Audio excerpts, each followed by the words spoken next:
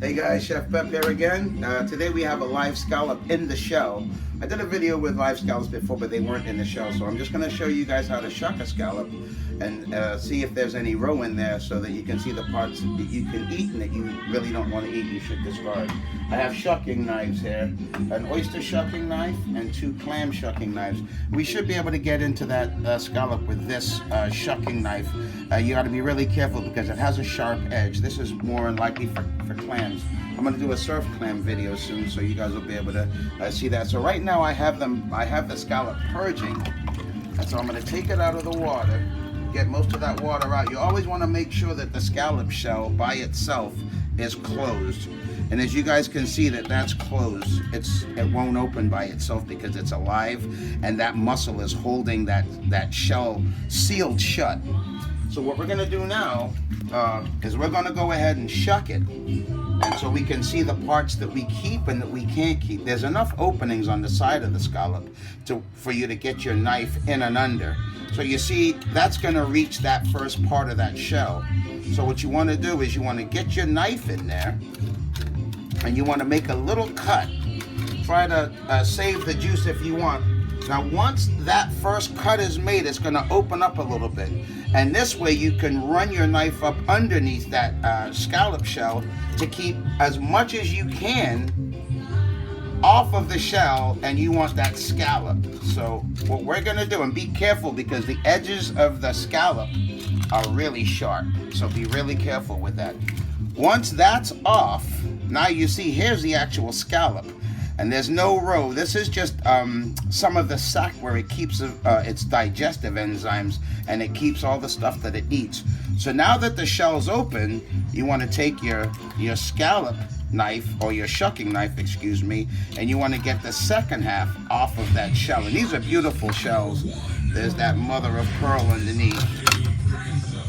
Now what we're going to try to do is we're going to separate the frills from the actual scallop, which is pretty simple. All you want to do is you want to pull all of these skirts away from the scallop itself, and it would come off pretty simple.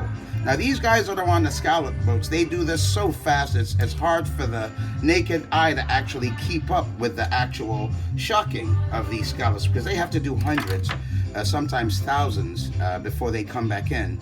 And you just pull that membrane right off, so that you're left with a completely clean, edible sea scallop. Now that's a nice ski scallop, and you can flick it, and as we saw in the other video, when you flick it, it contracts and it moves. Let me show you again. You see how that just moved? See that? It just moved. So you know that it's still alive. We can pull these last little pieces off.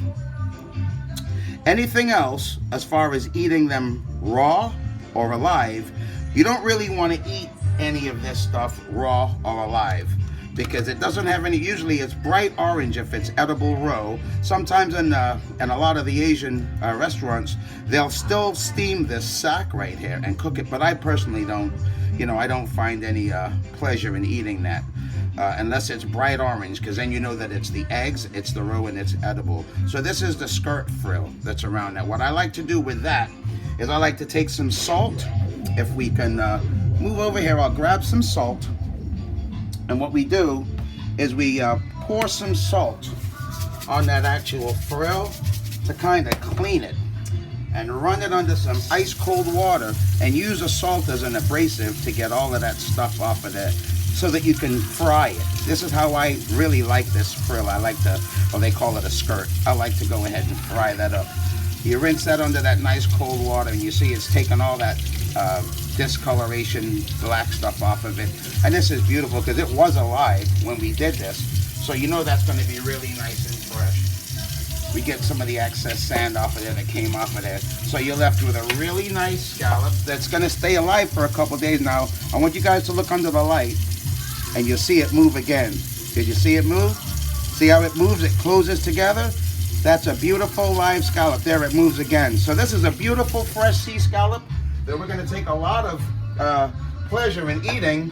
And this stuff right here, there's another skirt which is the bottom part of the frill, that I'm going to go ahead and since we're going to fry it, I'm going to go ahead and do the same thing that I did with the salt. take some salt, pour it over there so that it's like an abrasive. It cleans it. Rub it together so the salt takes all of that dark discoloration, all the other stuff off of there, and it's nice and white. You see how the difference? See how beautiful and white that is? All the sand comes off of there, all the things that you don't want to eat, you don't want in your fried finished product. So this is the part that we're going to fry along with the other skirt. All of this other stuff I'm going to go ahead and discard because this to me is not edible. But I'm sure that if you feel like being daring and trying it, then by all means.